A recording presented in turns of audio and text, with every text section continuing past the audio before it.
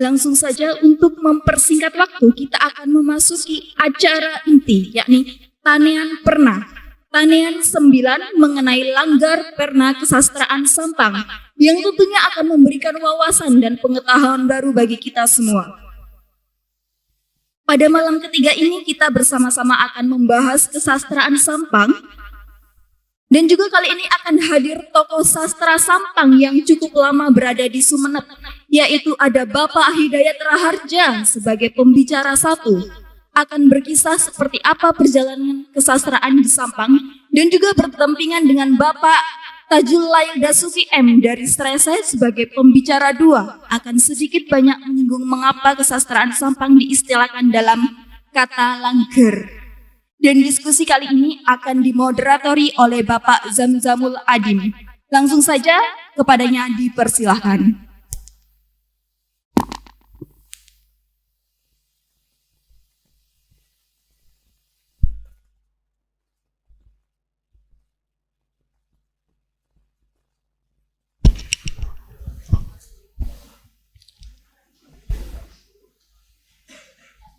Assalamualaikum warahmatullahi wabarakatuh.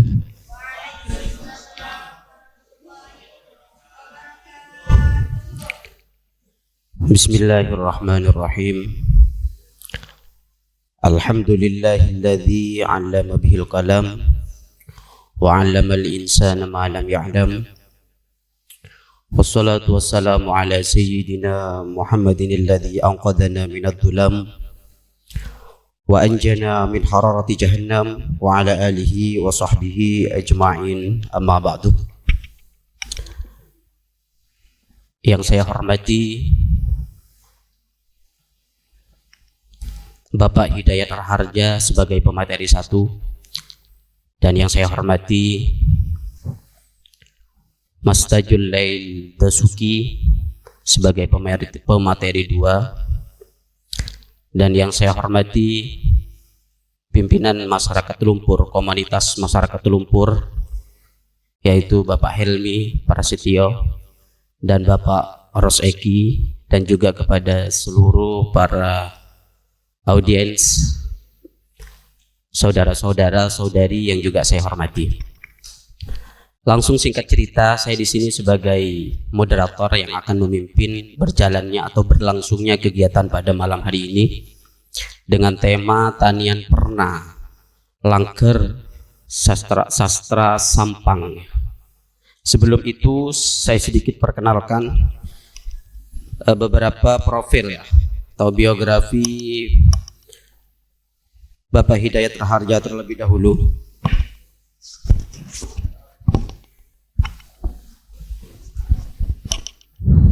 Nama Bapak Hidayat Raharja, penyair kelahiran Ompen 14 Juli 1966. Ini adalah salah satu pendiri komunitas Tinggil. Sehari-hari ia tinggal di Sumeneb sebagai guru biologi di SMA N1 Sumeneb. Ia gemar menulis dan menggambar. Beberapa tulisan esai dan puisinya pernah diterbitkan di berbagai media cetak di berbagai daerah, dan puisi-puisinya tergabung dalam beberapa antologi puisi. Pernah memenangkan lomba penulisan buku yang diselenggarakan Kementerian Pendidikan Nasional, dan beberapa kali memenangi lomba mengulas karya sastra yang juga diadakan oleh Kemendiknas. Buku puisi tunggalnya Kangian, Bening Pustaka, dan Kaleles 2016. Selain itu, ia juga menulis buku tentang pengalamannya bergulat dengan kamera lubang jarum berjudul Penghayatan Terhadap Cahaya 2017. Saat ini beliau menekuni Limbah Kartu Undangan Manten sebagai media lukisannya.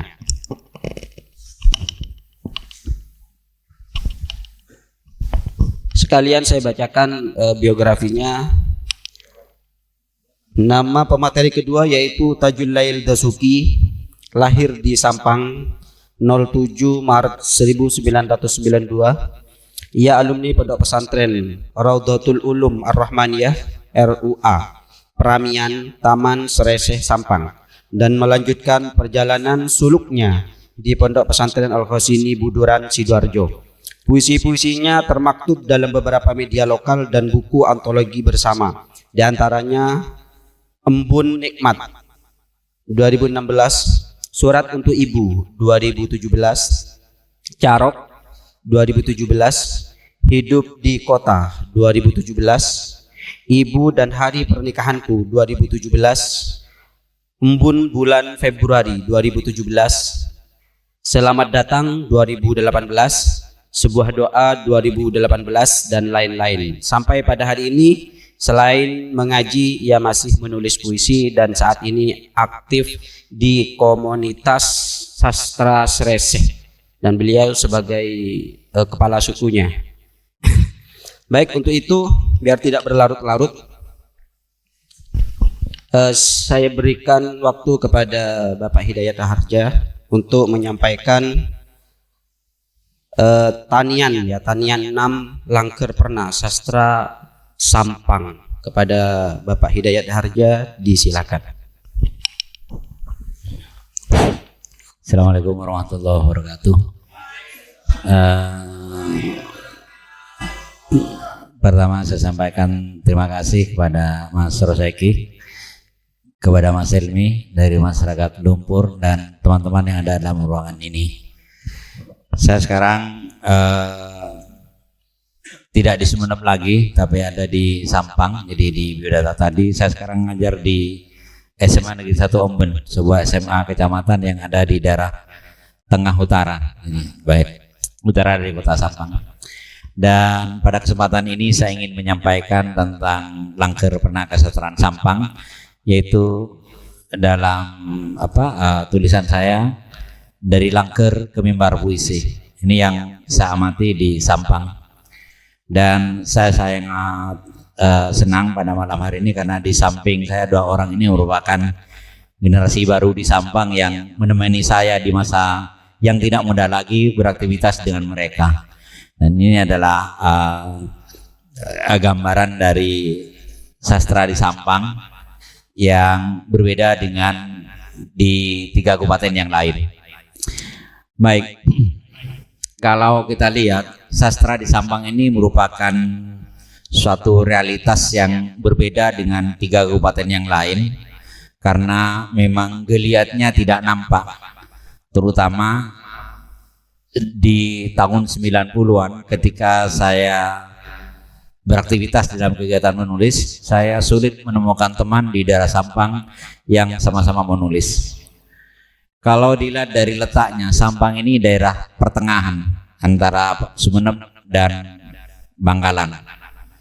Karena merupakan daerah tengah, titik tengah antara Sumeneb dan Bangkalan, seringkali Sampang ini hanya menjadi daerah lintasan, bukan daerah tujuan.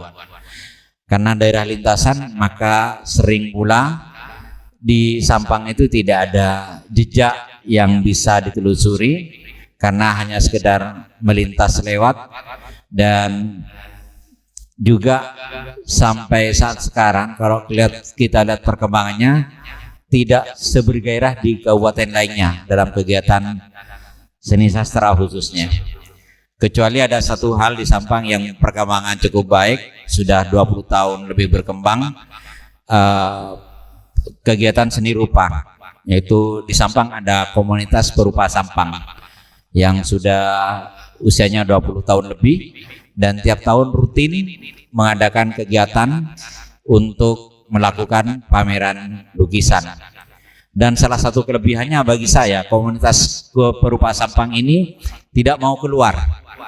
Jadi mereka tidak mau keluar, jadi pameran hanya di kotanya sendiri, sehingga orang kalau mau melihat seperti apa seni rupa di Sampang, maka orang lain harus datang ke Sampang.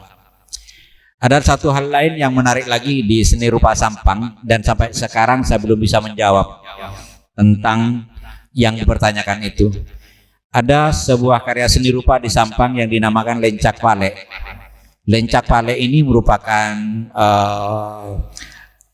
tempat tidur khas dari Sampang dan salah satu kekhasannya pada bagian sandaran dari lencak tersebut ada gambar buruk. Gambar kuda yang berkepala perempuan, kepala manusia dan punya sayap. Itu gambar di sandarannya. Suatu ketika saya ditanyakan, Mas Dayat, kenapa kok di tempat tidur ada gambar buruk? Saya tidak bisa menjawab karena sampai sekarang saya mencari jawabannya, tidak ada, dan lincah balik itu sudah tidak diproduksi lagi. Ini dalam dunia seni rupa. Kemudian di dalam dunia sastra, memang tidak banyak pengarang sastra yang dikenal di Kabupaten Sampang. Jadi dari bacaan-bacaan SD yang saya baca ketika SD di tahun 70-an, pengarang-pengarang cerita yang ada di buku SD itu kebanyakan dari Pamekasan dan dari Sumeneb, dari Bangkalan. Tidak ada yang dari Sampang itu. Dan juga ketika saya melihat pada beberapa referensi juga tidak banyak ditemukan. Hanya ada satu hal yang saya kenang di Sampang itu, dari mana sastra itu lahir. Itu pun saya sadar ketika saya keluar dari Sampang. Di daerah Sampang, hampir di semua daerah itu ada sebuah kebiasaan merayakan Maulid Nabi. Perayaan Maulid Nabi itu kalau di kampung saya di Omben itu satu hari bisa 3 kali 4 kali peringatan perayaan Maulid. Dan selama 3 kali 4 kali perayaan tersebut mesti dibacakan pada acara tersebut Serafal Anam tiba, itu mesti dibacakan. Dan ada satu bacaan yang ketika dibaca saya akan selalu teringat dengan kematian.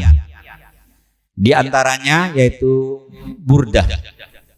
Burdah itu di kampung saya dibacakan ketika ada orang sakit dan sudah parah tidak menemukan obat. Biasanya dari pihak keluarga itu mengundang seseorang untuk membaca, memimpin pembacaan Burdah, dan yang lain mengikuti. Dan itu permintaan terakhir ketika si sakit tidak sembuh. Kalau memang sembuh silahkan disembuhkan, kalau memang tidak sembuh silahkan diambil sekarang. Dan biasanya ya 2 pilihan itu. Tidak berapa lama dari situ kalau memang tidak bisa sembuh, orang itu akan meninggal. Itu kenangan saya yang saya ingat tentang Burdah dan pembacaan Sarefal Anam dan Diba yang dilaksanakan pada perayaan Maulid. Bacaan-bacaan ini saya mengenalnya sebagai pembacaan kitab suci selain Al-Quran. Jadi saya dengan teman-teman di kampung mengatakan itu kitab suci. Dan orang memuliakan kitab tersebut. Jadi tidak sembarang tempat dibacakan, hanya pada waktu-waktu tertentu ketika dibutuhkan. Pada perkembangan selanjutnya, selain dari bacaan-bacaan tersebut, sastra yang saya kenal di Sampang itu juga dari siiran yang berkesan bagi saya itu. Di kampung saya syair itu dibaca ketika bulan puasa, menjelang sahur itu dibacakan, dan dalam syair tersebut isinya bisa berisi tentang hubungan antar manusia di dalam kehidupan, tata krama di dalam berkehidupan, dan juga sampai cerita orang yang dikubur setelah mati.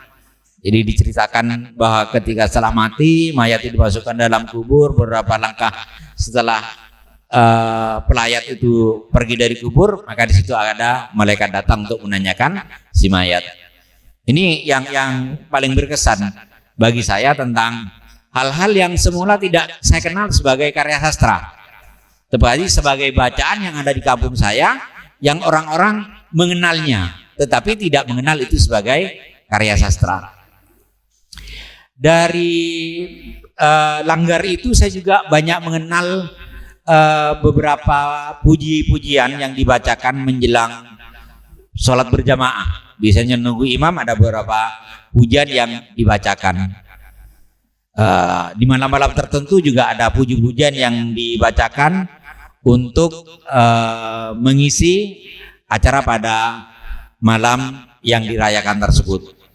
Misalnya yang saya ingat sampai sekarang, ketika bulan Sa'ban itu bagi saya dengan teman-teman di Langgar, bulan itu merupakan bulan berbahagia. Karena katanya kita pada saat itu akan mengganti buku harian kita. Dan oleh guru ngaji diberi bacaan. Ini kamu baca, yang tiap orang jumlahnya tidak sama jumlah bacaannya. Dan kesempatan itu bagi kami dilakukan dengan senang hati.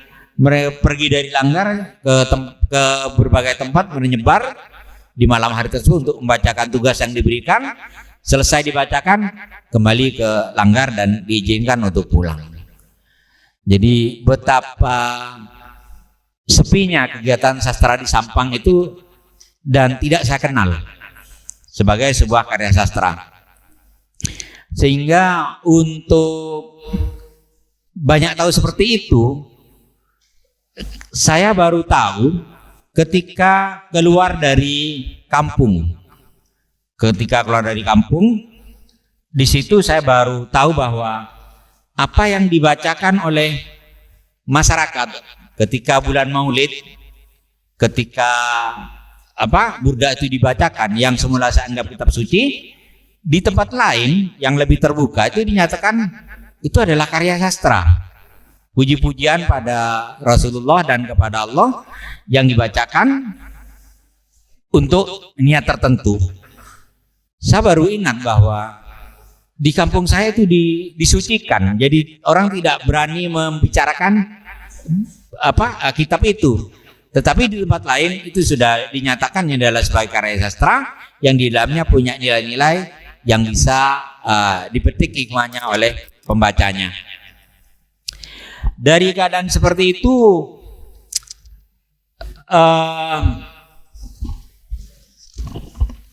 saya baru mengenal bahwa sebenarnya sastra itu yang dibacakan di Langgar itu adalah karya sastra. Cuma di kampung saya orang mengatakan bukan karya sastra. Dan yang paling saya ingat selain dari bacaan itu, ada satu hal yang mengingatkan saya tentang karya tulis, termasuk karya sastra. Yang pertama, saya teringat ketika selesai SMA kuliah di Surabaya itu ada buku yang dibaca teman saya tentang pergolakan pemikiran Islam. Itu zaman saya kuliah itu menjadi bacaan wajib bagi anak-anak kuliah yang beraktivitas di dalam gerakan mahasiswa. Dan ketika saya baca begitu saya merasa kagum. Ternyata di Sampang ada yang menulis. Ahmad Wahid itu aslinya orang Sampang, ada dari kota Sampang, dan dia salah satu anak muda yang sangat revolusioner dalam pemikirannya, sehingga di zamannya dia menjadi perdebatan, jadi pertentangan. Di satu sisi ada yang mengatakan untung dia mati muda, tetapi di sisi yang lain ada eman dia mati muda karena banyak pemikiran-pemikirannya yang belum direalisasikan dalam toleransi beragama. Itu yang pertama tentang apa yang saya baca. Yang kedua, saya sadar bahwa masyarakat kita itu mengenal sastra, yang tahu bahwa ada karya sastra, tapi mereka tidak mengenalnya. Ada satu peristiwa yang sangat berkesan bagi saya di tahun 94. Tahun 93 di Sampang ada peristiwa besar yang mengakibatkan beberapa orang meninggal karena peristiwa kerusuhan di daerah utara. Itu peristiwa penembakan Nipah gara-gara pembangunan waduk Nipah. Dan 1 tahun setelah peristiwa itu, di daerahnya Mas Tajul, di daerah Sreseh, itu ada mimbar puisi, yang di situ ada mimbar kebudayaan yang mendatangkan MH Ainun Najib dengan 30 LSM dari Jakarta untuk menggugat matinya masyarakat yang tertembak pada peristiwa Nipah. Kegiatan itu dilarang oleh polisi, tapi panitia tetap menyelenggarakan. Ada mimbar, ada orasi budaya, ada pembacaan puisi, dan ada beberapa pertunjukan yang intinya menggugat terhadap peristiwa penembakan tersebut dan meminta supaya Bupati Sampang diadili. Sepulang dari kegiatan itu, saya baru sadar bahwa ini adalah panggung pertama di Sampang. Ada panggung puisi Jumlah yang hadir bisa sampai ribuan orang. Kalau di Sumeneb, saya ada di Sumeneb, tidak kaget karena di Sumeneb itu banyak komunitas di pesantren. Ketika ada kegiatan baca puisi itu mesti rame, jadi tontonan.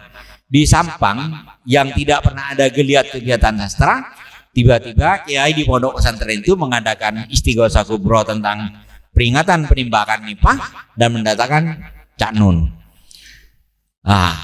Dari tahun 94 itu karena saya sudah berkegiatan dengan bersentuhan dengan sastra di Kabupaten Sumeneb, saya mulai mencari teman-teman di Sampang.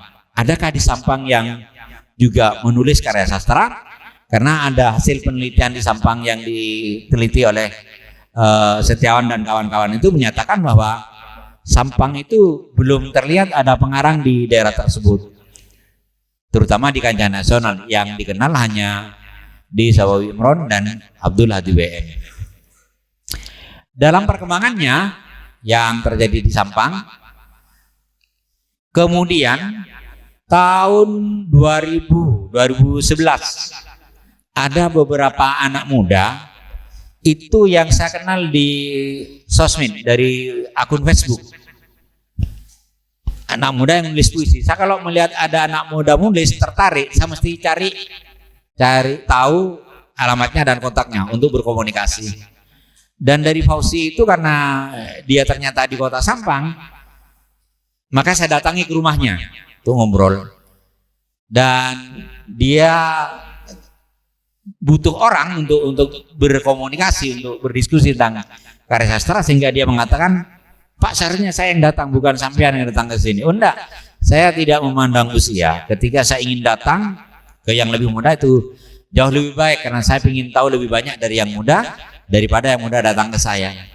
Dari obrolan-obrolan di situ kemudian muncul gagasan-gagasan untuk bikin komunitas.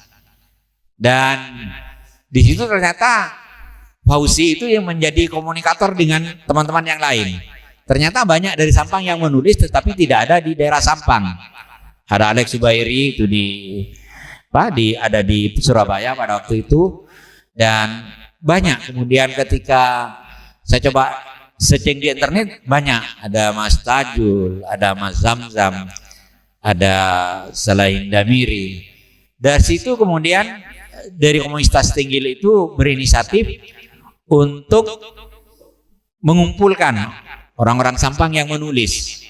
Dan pada tahap awal itu dia bisa mengumpulkan ada 6 orang mungkin, ada Harkoni, kemudian Umar Faruk, Fauzi, saya sendiri, dan Yan Safi Naunjan, itu Alex Subairi, itu yang terkumpul. Dari 6 orang itu kemudian muncul buku Tikar Pandan di Stinggil.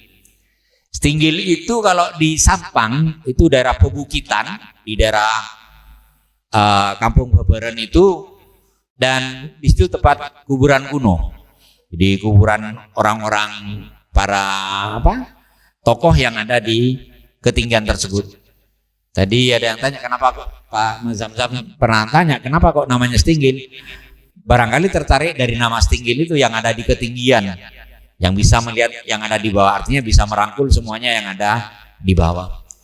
Nah, dari komunitas Stinggil ini kemudian sering bertemu dengan Fauzi, beberapa kali bertemu dengan Fauzi, sampai kemudian muncul Festival Stinggil yang dilaksanakan oleh Stinggil tersebut, pertunjukan puisi dan teater. Dari Festival Stinggil tersebut kemudian muncul lagi buku Maharsiul yang didanai oleh Disbud Parpora dan melibatkan beberapa penerbit, dan itu ada 2 bagian. Bagian pertama itu dari generasi terakhir yang muncul di Sampang. Bagian kedua kami yang ada di Tikar Pandan di Stinggil itu ditaruh di bagian kedua. Saya tanya kenapa kok puisi-puisi lama yang ditampilkan? Enggak Pak, ini hanya untuk memudahkan ketika orang membaca petanya, ini ada generasi baru dan ini ada generasi yang ada di sebelumnya. Dari beberapa tahapan peristiwa tersebut, kemudian di Sampang itu saya mengumpulkan beberapa informasi, kemudian saya mencoba membuat peta, walaupun peta ini masih sangat rapuh. Peta ini sangat rapuh, tapi mencoba mengidentifikasi dan mengelompokkan mereka ke dalam beberapa wilayah. Dari pemetaan tersebut terlihat bahwa di Sampang itu sebenarnya ada beberapa daerah di 10 tahun terakhir ini yang melahirkan beberapa orang penulis, dan di antara penulis itu diantaranya besar dari lumpur, jadi dari masyarakat lumpur. Seperti misalnya ada Suryadi Arfa yang dari Srese, dan ada Rosi Praditya itu yang dari Suryadi Arfa dari Banyuates dan Rosi dari Srese. Peta itu semakin menarik karena tiba-tiba ada orang datang ke saya ngasih buku kumpulan puisi. Orangnya tidak ada di Sampang, tapi dia kuliah di UNES di Semarang, ambil jurusan seni rupa. Dia menulis puisi, menang lomba baca puisi di Bandung, dan buku puisinya dibukukan. Ayahnya dengan sukarela memberikan sepak, ini anak saya bikin puisi.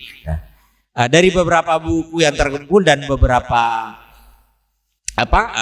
data yang saya ambil dari berbagai internet tersebut, dari berbagai web, ada beberapa peta. Itu ada peta dari daerah utara itu daerah Banyuates, dari pesisir utara, dari pesisir selatan itu ada Srese, Camplong, jadi dari garis selatan, dari Srese sampai Camplong, dan ada di daerah daratan, daerah tengah, pusat kota dan sekitarnya.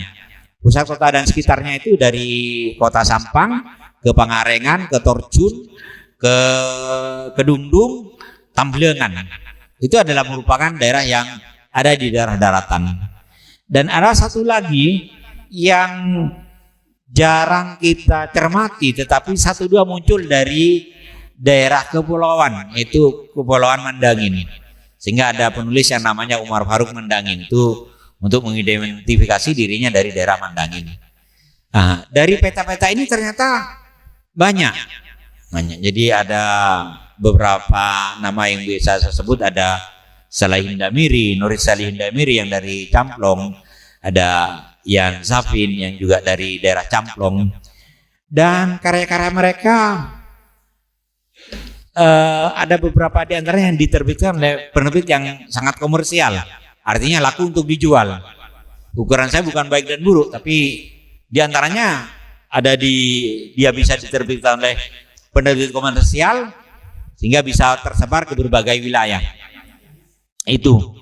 Dan juga ada di antara mereka yang menerbitkan dengan biaya mandiri secara independen, dan ada juga di antara mereka yang bergabung dengan beberapa antologi yang ada di berbagai kota. Realitas ini yang kemudian menyadarkan saya bahwa ada generasi baru yang semula tidak tercatat itu mulai bermunculan di Sampang. Dan juga munculnya generasi-generasi baru itu menimbulkan pertanyaan balik ke dalam diri saya. Kenapa di Sampang itu yang pesantren juga ada, sekolah ada, tidak sama dengan di kota-kota yang lain? Bandingkan misalnya dengan Sumeneb atau Pamekasan. Di Sumeneb itu ada pesantren, ada sekolah, dan banyak berlahiran penulis di situ. Di Pamekasan juga seperti itu. Tapi di Sampang ternyata kok sulit. Tidak ada komunitas-komunitas itu, dan sangat-sangat jarang terlihat. Baru muncul di tahun 2011-an, 2010 ke belakang. Itu mulai muncul beberapa komunitas kecil yang ada di beberapa kantong wilayah tersebut. Ada beberapa dugaan saya kenapa di Sampang itu tidak muncul seperti daerah lain. Yang pertama yang saya lihat mungkin karena orangnya berbeda. Dalam artian orangnya berbeda, kalau misalkan dari Banyuates itu muncul penulis, saya sangat bahagia dan bangga. Oh, ternyata dari pesisir utara itu ada yang menulis puisi. Kenapa saya bangga? Selama ini stigma kita terhadap pesisir utara dari Sampang itu mesti mereka terkenal karena kekerasannya. Identifikasi seperti itu. Sampang itu dianggap sebagai daerah pusat berpihaknya kekerasan tersebut. Tapi dengan munculnya beberapa penulis itu, saya kemudian punya keyakinan lain bahwa tidak benar berarti dugaan-dugaan bahwa pusat kekerasan itu ada di wilayah pesisir tersebut. Karena kenyataannya di wilayah pesisir banyak yang menulis dan tulisannya tidak mengandung unsur kekerasan.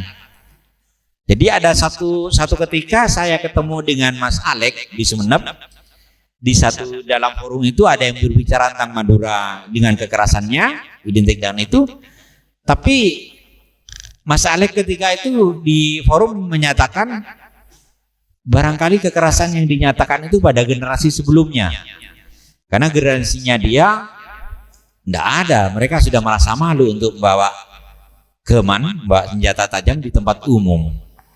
Untuk nyikep mereka sudah merasa tidak enak untuk nyikep karena mereka merasa tidak punya musuh, merasa sudah aman. Itu.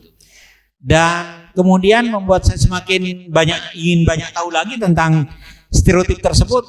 Suatu ketika saya ketemu dengan Sufi Wahyudianto. Saya pernah baca katalog pameran dia tentang Sapirin, dan saya ingin ketemu. Saya berharap suatu ketika ingin ketemu dengan Sufi dan ngobrol. Dan kebetulan tahun 2019 saya pameran bersama pada eksibisi pameran Nimor itu. Sufi tampil itu dan saya sempat ketemu. Saya tanya, kenapa kamu punya pikiran yang berbeda dengan pendahulunya? Sementara pendahulunya memegang prinsip seperti ini, kok kamu punya pandangan yang lain. Ada satu hal menarik di antara pandangan-pandangan Sufi tersebut.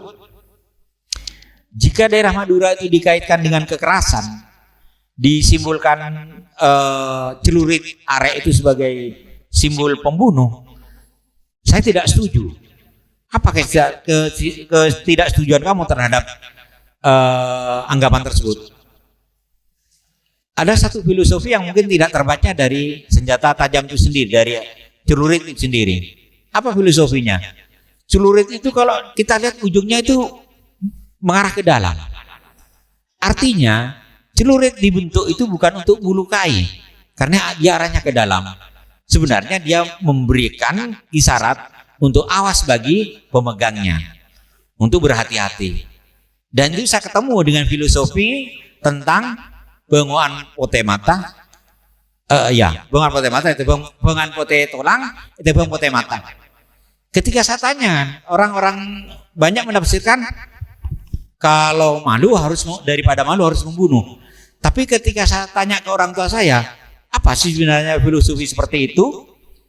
Oh, enggak seperti itu. Filosofi seperti itu mengajarkan kita untuk hati-hati. Hati-hati untuk tidak sampai membuat malu. Daripada membuat malu lebih baik mati. Itu filosofinya seperti itu. Daripada membuat malu, hidup kita membuat malu, lebih baik kita mati. Bukan karena malu kita lalu melukai orang lain dan membunuh orang lain. Bukan, filosofinya bukan di situ. Tetapi bagaimana kita berhati-hati supaya tidak berbuat malu. Kalau sampai berbuat malu lebih baik kamu mati gitu. Ya, itulah kadang-kadang filosofi yang saya dapatkan di kampung saya, di sekitar saya, walaupun masyarakat umumnya saya di kampung saya itu masih memiliki pandangan yang berbeda.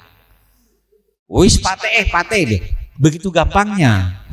Nah, untuk berubah seperti itu, perubahan seperti itu, peran karya sastra sangat penting. Jadi terutama dari karya-karya generasi di bawah saya itu, saya lihat sudah arahnya sudah bukan seperti itu lagi. Jadi bukan menonjolkan isu kekerasan, tapi sudah lebih jauh dari itu. Mereka mengumandangkan tentang kemanusiaan dan toleransi di antara keberbedaan tersebut. Ini, nah, dari peta yang ada tersebut, ya, dari peta pesisir yang sebenarnya sangat rapuh dan mungkin bisa dikritik, bisa diubah dengan itu hak orang lain, tapi sementara yang saya dapatkan ini ada pesisir selatan, pesisir utara, kemudian daratan, pusat kota dan sekitarnya, dan Pulau Mandangin. Harapan saya ke depan di Sampang itu, dengan banyaknya komunitas-komunitas yang terbentuk sekarang itu, sastra bisa tumbuh, bisa berkembang lebih baik lagi. Dan perkembangan yang saya harapkan itu memang berbeda dengan yang di Bangkalan, yang di Pamekasan ataupun yang dari Sumeneb. Karena karakteristik dari masyarakatnya juga berbeda. Kalau saya secara subjektif mengatakan orang-orang di Sampang itu kemandiriannya sangat tinggi. Kemandiriannya. Ya ada istilah daripada jadi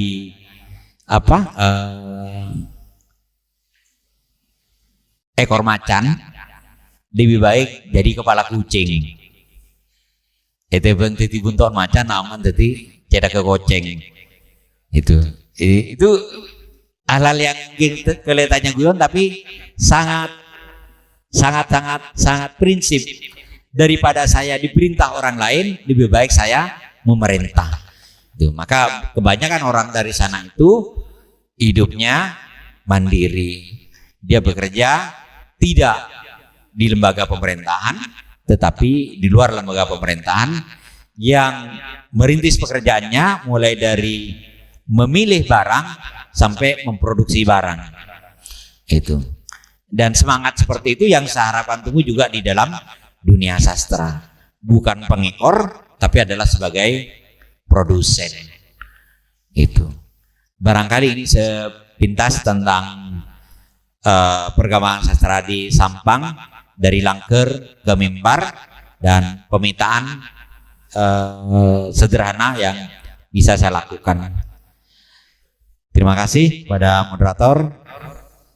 Assalamualaikum warahmatullahi wabarakatuh. Waalaikumsalam warahmatullahi wabarakatuh.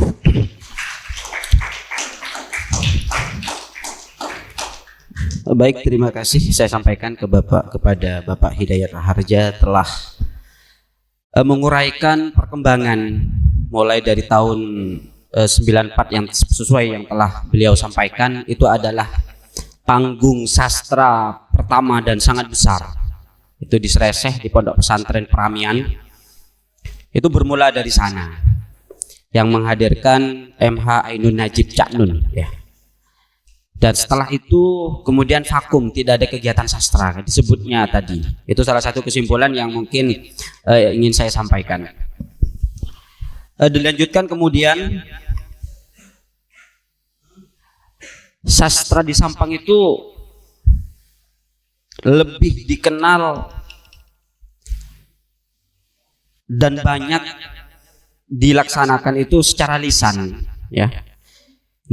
Semisal puji-pujian, pembacaan Maulid Nabi, pembacaan berzenji, pembacaan burdah dan lain-lain sebagainya. Itu bermula dari situ. Jadi Sampang itu bermula dari Langker dan kemudian ke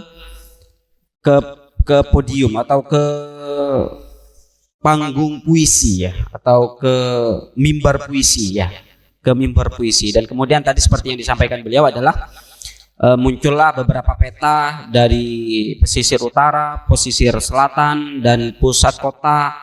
Itu ada beberapa nama penyair atau ada beberapa nama sastrawan yang tadi sempat beliau sampaikan. Beberapa, sebenarnya lebih banyak dari itu, tapi secara panggung, secara kegiatan mungkin tidak semarak masyarakat Lumpur, tidak semarak di Bangkalan, tidak semarak di Pamekasan, atau tidak semarak di Sumeneb. Jadi mungkin lebih dikenalnya, kalau tidak salah saya sempat baca beberapa literatur itu, Sampang itu setelah saya kait-kaitkan kenapa selalu menjadi lintasan. Itu kalau tidak salah Sampang itu awal katanya adalah sempangan, atau bisa disederhanakan persimpangan.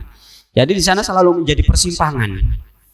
Orang lewat, berhenti sejenak istirahat, kemudian melanjutkan perjalanan. Dan untuk itulah mungkin karena kegiatan-kegiatan sastra itu mungkin tidak semarak di 3 kabupaten yang lain. Mungkin itu yang bisa saya sampaikan terlebih dahulu sebelum saya buka nanti sesi tanya jawab.